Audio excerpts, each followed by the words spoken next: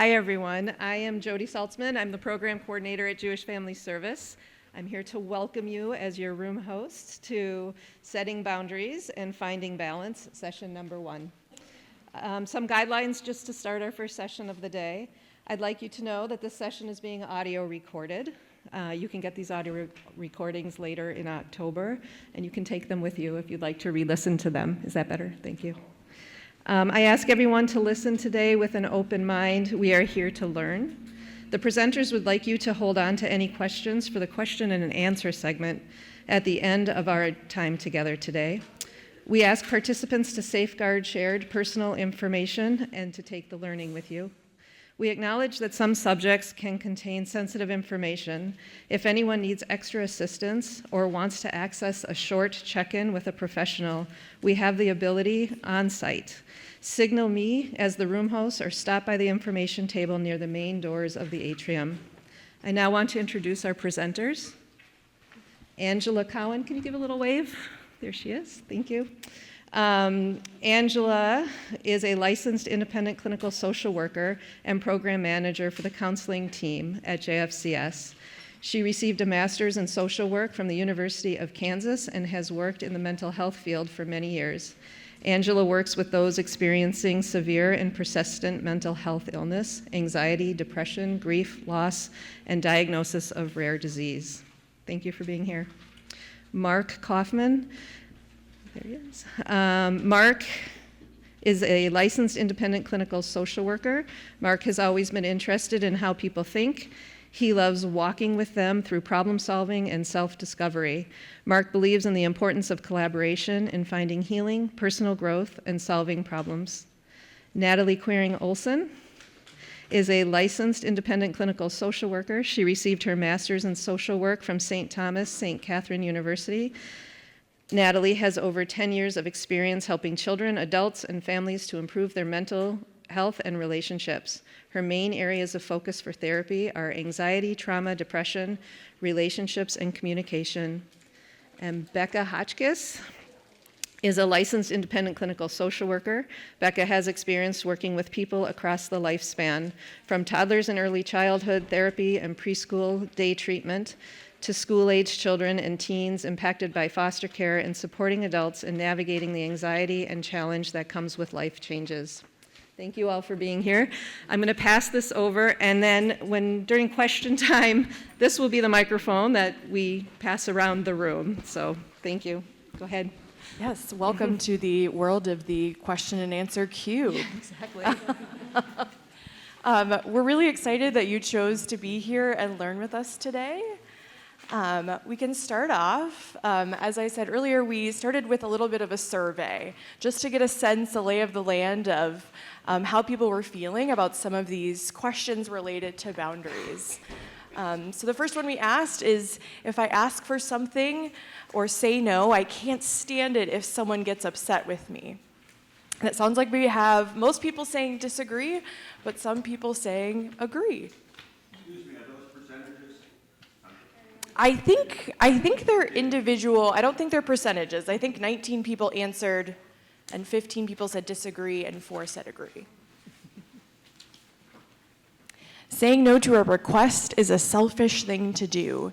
18 disagree, and 3 agree. And they should have known that their behavior would hurt my feelings. I shouldn't have to tell them. 14 people agree or disagreed, and 4 agreed. Just a little taste of things to come.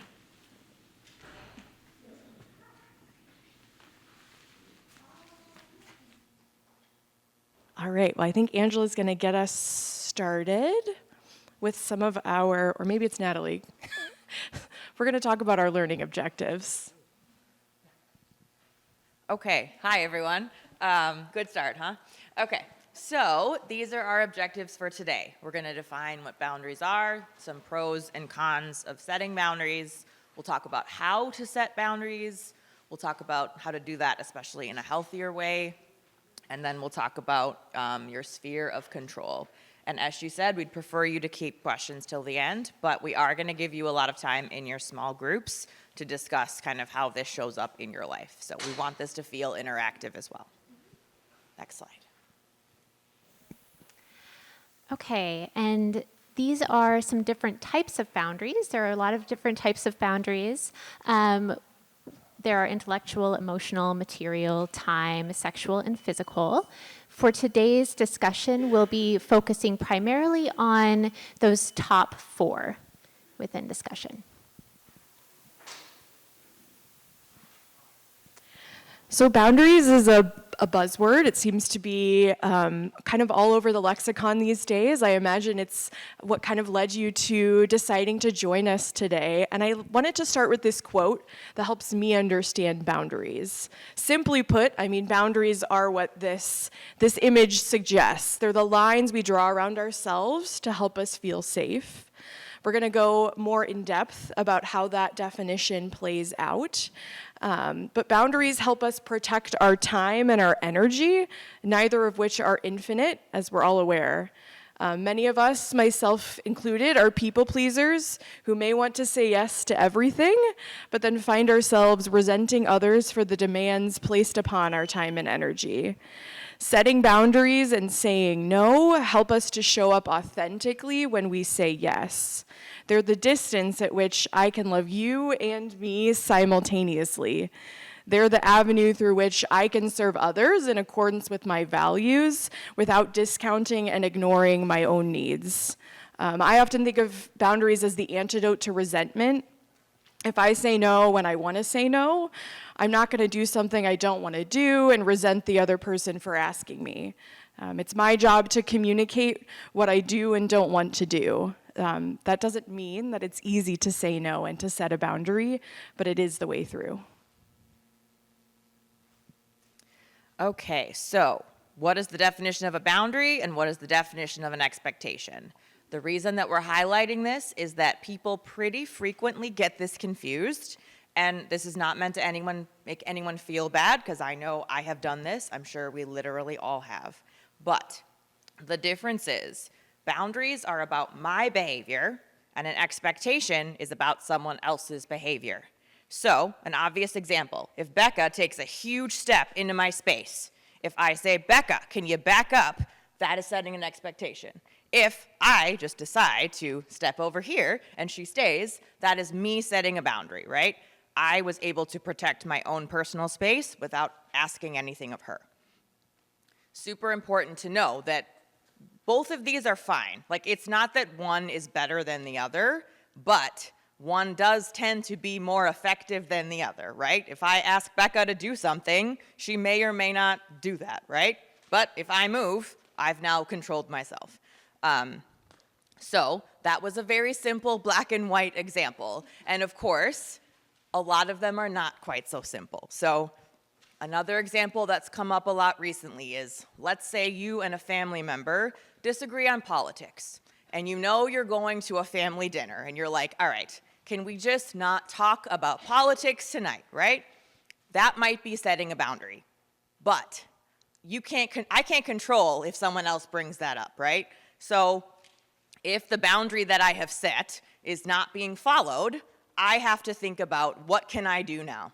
And oftentimes, a really important boundary to think about is, how can I disengage? Sometimes literally, right? I can go to the bathroom, I can leave, right? Like, I can remove myself from the situation, or I can disengage from the conversation. And again, it's a really important thing to think about when it comes to uncomfortable topics and even arguments is, I don't have to argue back, right?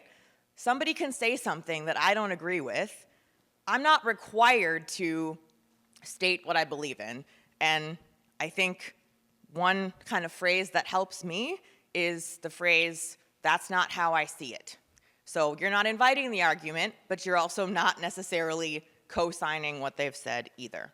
So that is the difference between a boundary and an expectation.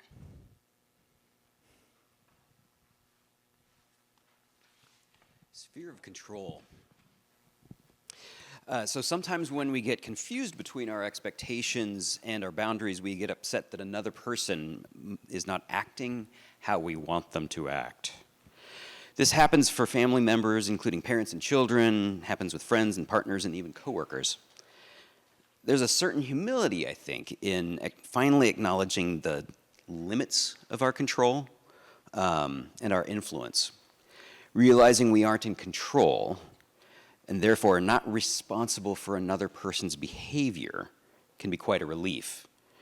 If we really had that far a reach on how we can control others, that would be pretty stressful, I think. There's also the relief of being able to let go once you've done your own part, your own due diligence, and things like that. Simply, we're limited as humans to controlling our own behavior. A piece of this, I think, is also you don't have to take on the emotions of another person. This is sort of, for me, where that boundary thing really hits the road here. And if your partner or your child is feeling sad, you don't have to spend your day sad. It's a matter of finding that balance between empathy and taking on those emotions. So if at some point, you get to still be you and still get to do the things that you were going to do. Okay, so we're going to get into small groups now. So, if the people around you, maybe 3 to 4 people, we're going to give you about 5 minutes to talk through. Can everybody read those questions? People in the back, can you see that far? Yeah? Okay.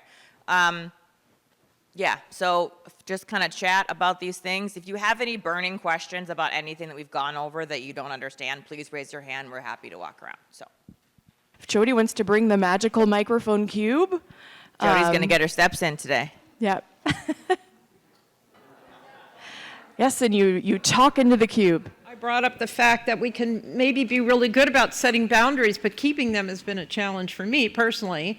And I guess I need some more help on keeping them, when I create one. Anybody else? Absolutely. I think this is all a practice. I think I've One been doing one it for thing 34 that I think years. is Haven't important quite as far as gotten it yet. keeping those boundaries is, an example I used to give was I used to work in a setting where we had a number of one-bedroom apartments, and a lot of people would be like, yeah, so-and-so keeps knocking on my door asking for cigarettes. And I was like, okay, did you give them a cigarette? Well, yeah, to get rid of them. So I was like, okay, so if you're wanting to work on the boundaries, if you're wanting to see to it that that doesn't happen, a great thing to do would be to not give them a cigarette or not even answer the door. And then I usually followed that up with, but you're probably going to notice they're going to knock on your door more because it's worked for them in the past. So as they work through that, getting to know the fact that Natalie isn't giving me cigarettes anymore, it's going to take them a little bit. And kind of like when you're at the vending machine and it doesn't give you your can of Coke and you kind of like hit the button more times, they're going through that too. So sometimes you have to kind of expect that when you set a boundary that I'm not going to fulfill that request anymore, you might get the ask more right at the time where you're trying to learn the boundary. So it's a little tricky. It's a little tricky and it requires a lot of practice. The little visual you provided for us early on that explained the difference between boundaries and expectations was really valuable because I thought it was all boundaries and all me. So thank you for that. I'm glad that was helpful. Yeah, like I said, it's a very common misconception, and there's a lot of overlap, kind of like in the example Mark just used of if I set a boundary once, that's not an ongoing rule, right? Like then we're into expectation territory of like, nobody asked me for cigarettes, right? So again, there's a lot of gray area here, and this stuff is hard, but I'm glad that was helpful. Anyone else? Otherwise we can, yeah. One more? How confident do you feel in catching a cube? Passing is much easier. One thing our group talked about was not just in relationships, but just in taking on responsibilities and taking on new challenges that take up time, jobs, whatever it is, setting the boundaries so that you don't take on too much. So not just in relationships. Absolutely, and I'm happy you brought that up.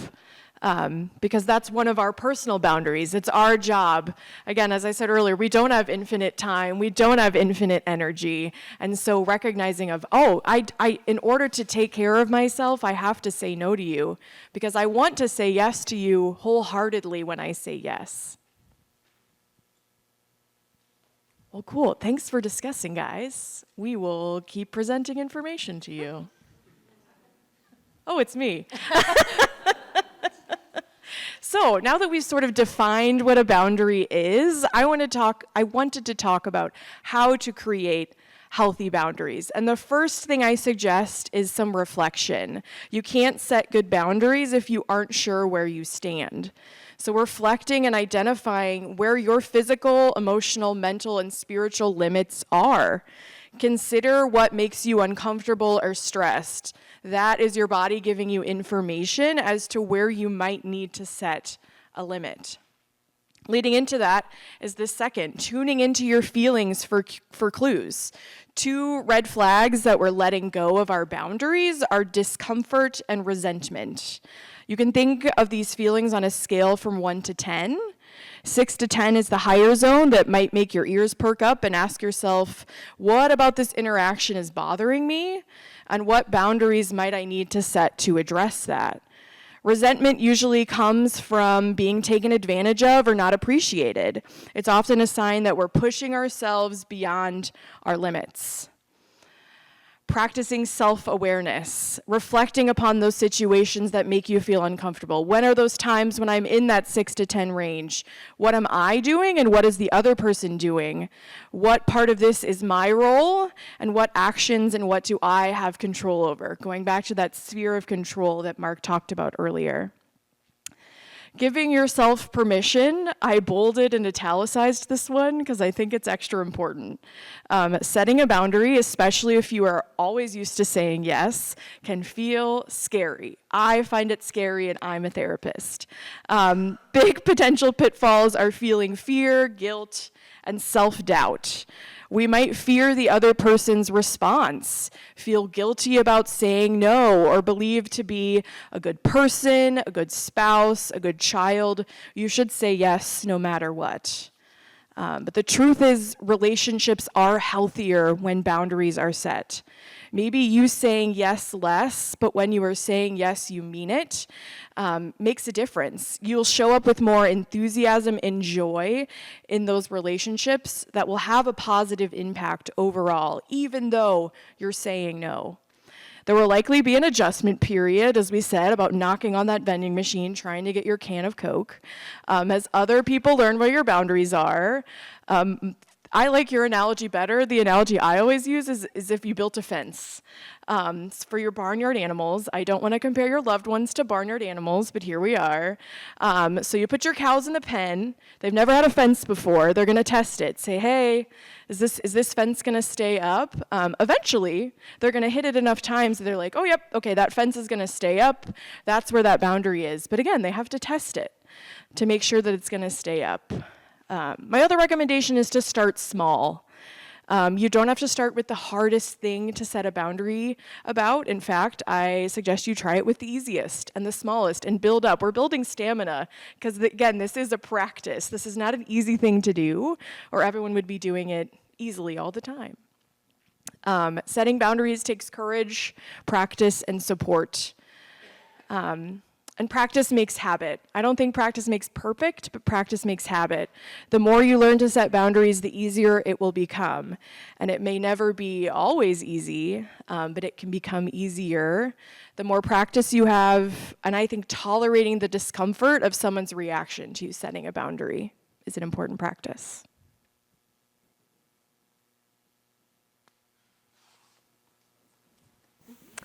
All right, so now we're going to talk about when to set boundaries. So disclaimer, there isn't a right or wrong answer here on when you should set boundaries. So when I do work on setting boundaries with folks, I tend to recommend really trying to find balance with boundaries in life. If you have too few boundaries, you're likely to feel depleted, resentful, and if you have too many boundaries, you may actually feel lonely. So it's really trying to find that balance of, is this an appropriate time, or is this an appropriate situation to set a boundary? On the slide, you'll notice that on the left-hand side, there are 10 different considerations. This isn't an exhaustive list, but these are some things that you may take into consideration when contemplating, would it be helpful to set a boundary in this situation? On the right-hand side, there is a handout. This is a handout from Dialectical Behavior Therapy. And this is a handout that I like to use when working on setting boundaries. On the right-hand side, you'll see saying no column, and on the left-hand side, you'll see an asking column. For the context of setting boundaries, though, we'll be working more so with the saying no column. So I'm going to talk a little bit more about these different considerations. I'm going to ask you some questions, and if you find yourself saying no to these questions, that may be a sign that there's a situation where you'd set a boundary in. If you find yourself saying yes, then that may be a sign where maybe you don't set a boundary in this situation. Okay? So the first one is capability. Are you being asked to give or do something that you're capable of doing? Yes or no? Okay. The second one, priorities. How does the situation impact your priorities? Does it support your priorities? If yes, you may consider doing it. If no, you may consider setting a boundary. The third one is self-respect. So how does this situation impact your self-respect? Will saying no to an ask make you feel bad about yourself later on? If the answer is no, then you may consider setting that boundary. Next is rights.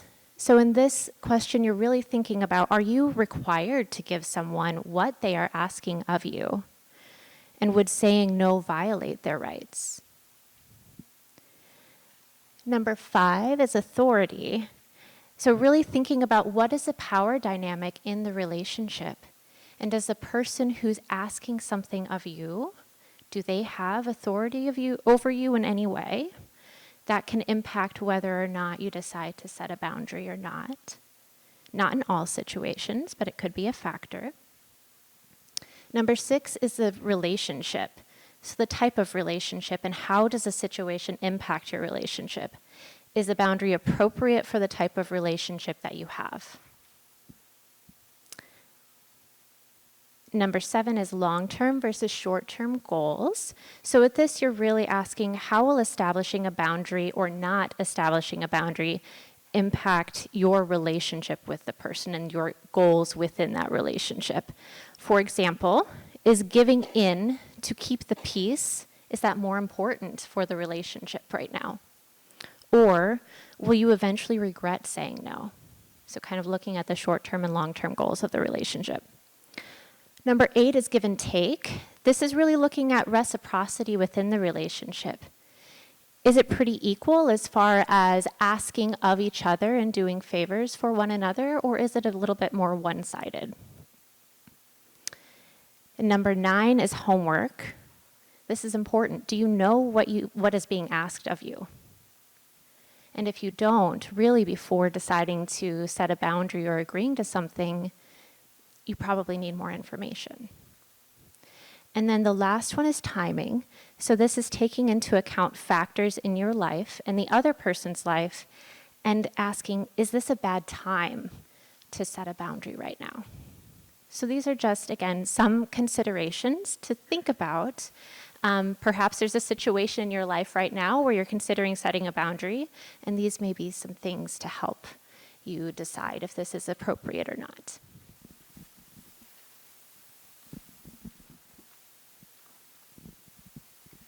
Okay, so we are going to get back into your small groups now. So you all should have gotten a handout with 5 different kind of scenarios on them. So these are the questions that we want you to kind of think about. And disclaimer here, like this isn't a test of your reading comprehension, right? Like there is going to be a boundary you could set for each of these, and it's unlikely that you would in every scenario. So we actually want you to really think through what makes most sense for you, right? Because part of being in a healthy relationship with people is sometimes showing up when you maybe don't necessarily, it wouldn't be your preference for today, right? So again, it's all coming back to this balance. Does that make sense? Any questions on any of that? Again, we're around if you have, we'll probably give you about 10 minutes, maybe 15, and then we'll come back and, again, talk about kind of what you talked about and lots of time for questions. So, thank you.